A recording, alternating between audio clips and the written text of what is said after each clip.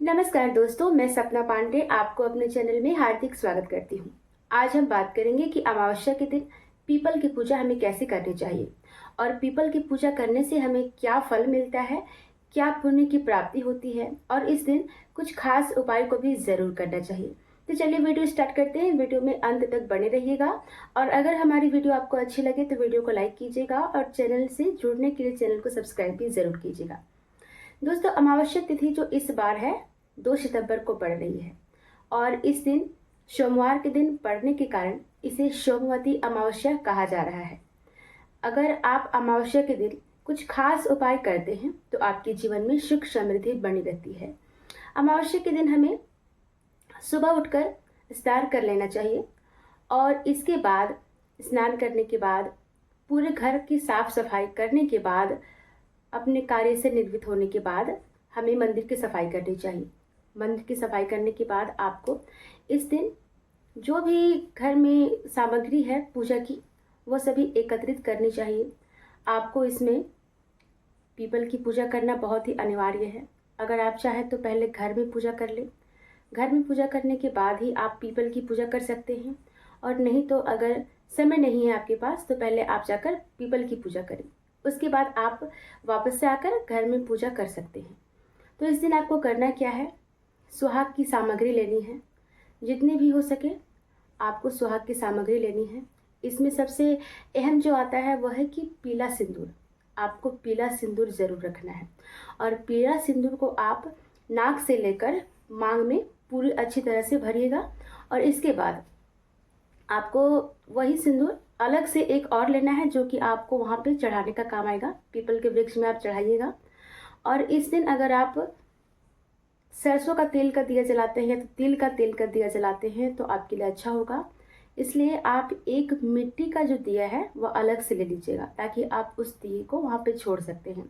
और याद रहे कि आप इस दिन रुई का जो बत्ती होता है उसका इस्तेमाल नहीं करेंगे। इस दिन आप अरवा धागा आप सभी जानते होंगे, अगर नहीं पता है तो कोई बात नहीं, एक कलावा होता है उसका बाती आप बना सकते हैं, या नहीं तो फिर सूती का कोई कपड़ा है जो नया है घर में धोया हुआ साफ सुथरा, उसका बाती भी आप बनाकर उपयोग कर सकते हैं। ये थी कि दिया आपको कैसे जलाना है।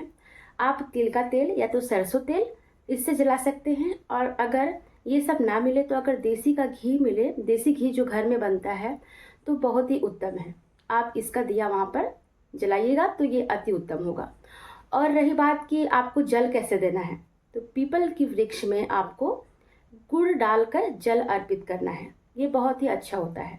इसमें अगर अमावस्या है तो अमावस्या के दिन ऐसे तिल का भी दान करना चाहिए और तिल गुड़ अगर आप डाल के पीपल के वृक्ष में जल अर्पित करते हैं तो बहुत ही अच्छा होगा।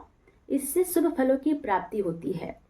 और इसके बाद आपके पास जो भी सुहाग की सामग्री है जितनी भी, तो आप वह पीपल के वृक्ष में अर्पित करेंगे। वहाँ पर आपको अर्पित करने के बाद अपने लिए कुछ सामग्री आप जो भी चाहती हैं कि आप सिंदूर हो सके या तो फिर चूड़ी बिछिया जो भी आपको अच्छा लगे, जो भी सामग्री आपके पास है आप वहाँ पर जाकर अर्पित कर सकते हैं और उन सामग्री को आप अपने लिए कुछ रख सकते हैं और कुछ जो दान में आप देना चाहते हैं उसे आप दान में देने के लिए अलग से आप चढ़ा सकते हैं, जो कि आपको बस दान करना है। इसके बाद आपको क्या करना है कि चना जो होता है, चना हो गया या तो मूंगफली हो गया या तो इलायची का दाना होता है, वो भी आप ले सकते हैं। घर पर ही आप उसको 108 गिन लीजिएगा, परिक्रमा करने के लिए काम आएगा आपको। 108 अगर नहीं कर सकते हैं तो 51 बार 21 बार आप कर सकते हैं, लेकिन सबसे अति उत्तम होता है कि आप 108 बार दाने को गिन लीजिए यहीं पे और घर पर ही गिनिएगा तो वहाँ पे आसानी होगा। और इसके बाद आपको क्या करना है कि धागा थोड़ा ज़्यादा ही लेना है, क्योंकि 108 परिक्रमा अगर आप करेंगे तो धागा आपका बीच में घट जाता है। कभी कभी होता क्या है कि हम सभी पूजा करते हैं और बीच में हम लोग का धागा जो है कम पड़ जाता है, कभी किसी का ज़्यादा पड़ जाता है। इसलिए ज़्यादा जितना आपको परिक्रमा करना है उस हिसाब से आप धागा ले लीजिएगा और उसी तरीके से आप जो है वह इलायची का दाना हो या तो फिर मूंगफली का दाना हो या तो फिर चना घर पर ही गिन के एक पात्र में रख लीजिएगा। आपको पूजा करने में वहाँ आसानी होगा। उसके बाद आप वहाँ पे जल अर्पित कीजिए, शिव जी का ध्यान धर के भी अर्पित कीजिए, सभी देवताओं का ध्यान धर के आप जल अर्पित कीजिए। पीपल के वृक्ष में सिंदूर, धूप, दीप, अगरबत्ती, जो भी प्रसाद है सभी कुछ अर्पित कीजिए। उसके बाद पूजा संपन्न होने के बाद दिया जलाइए आप। पूजा संपन्न हो गया उसके बाद आप एक जो कोई भी पात्र हो, या तो जो नया वाला सिंदूर पूजा करने के लिए आप ले गए हैं उसे भी अपने हाथ में रख लीजिएगा। पीला सिंदूर होगा तो बहुत ही अच्छा है, पीला सिंदूर को ही लीजिएगा। पूजा में वैसे पीला सिंदूर का ही उपयोग किया जाता है। उस सिंदूर को आप हाथ में रख लीजिएगा और जितनी बार आप परिक्रमा कीजिएगा पेड़ का, पीपल वृक्ष का, जितना बार आप परिक्रमा कीजिएगा उतना बार आपको, जहाँ पर आके परिक्रमा आपका शुरू होगा और जहाँ पे आपका अंत होगा उस स्थान पे आपको एक बार पीपल के वृक्ष में टीका लगाना है और वही सिंदूर को एक बार अपने माथे में लगाना है। इस प्रकार से आप 108 बार परिक्रमा कर लीजिएगा। उसके बाद आपका पूजा संपन्न हो जाएगा। इसके बाद अगर पास में पंडित जी कहीं कहीं रहते हैं, अगर पंडित जी कोई कथा सुना रहे हैं तो आप उस दिन अमावस्या वाले दिन कथा को भी ज़रूर सुन लीजिएगा। और दोस्तों उसके बाद आपका पूजा संपन्न हो जाएगा। जो भी दान दक्षिणा है आपने रखा है, बहुत कोई अन्न दान करते हैं, वस्त्र दान करते हैं, पैसे दान करते हैं, तो आप इन सभी चीज़ों को अगर दान कीजिएगा तो बहुत ही अच्छा है। साथ ही आपने जो भी श्रृंगार की वस्तुएं रखी हैं उन चीज़ों को भी आप दान कर सकते हैं। उन सभी वस्तुओं को आप एकत्रित करके पंडित जी को, ब्राह्मण को दक्षिणा में दे सकते हैं। उसके बाद आपका पूजा संपन्न हो जाता है। फिर आप घर पर आके कुछ भी मीठा खा सकते हैं। अगर घर में आपने पूजा नहीं किया है तो घर की जो देवी देवता हैं आपके, बहुत जगह पे घर के गांव में जो घर के देवी देवता होते हैं वहाँ पे आप पूजा कीजिए, अपने इष्ट देव को पूजा कीजिए।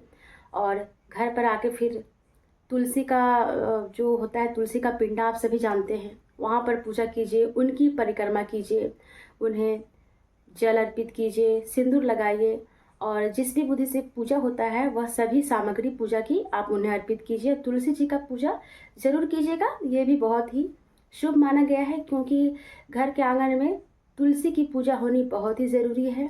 तुलसी भी लक्ष्मी का ही रूप है। जिस घर में तुलसी की पूजा होती है वहाँ पे धन की कमी कभी नहीं होती है। तो दोस्तों आपको पूजा की सारी जानकारी मैंने दिया। इसके बाद आपको क्या करना है, उपाय करना है।